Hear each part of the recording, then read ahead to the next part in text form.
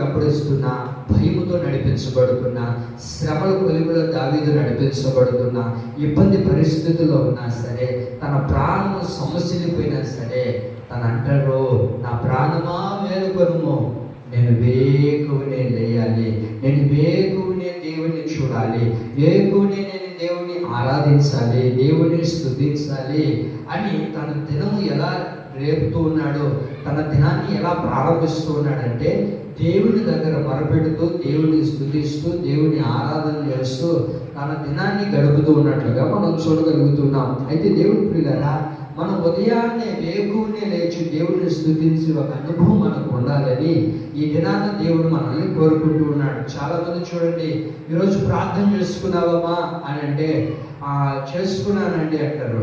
ఎప్పుడు చేసుకున్నావమ్మా అంటే, అదేమో ఫస్ట్ ఊరికి పోయేటప్పుడు చేసుకున్నాను, లేకపోతే పనికి వెళ్ళేటప్పుడు చేసుకున్నాను.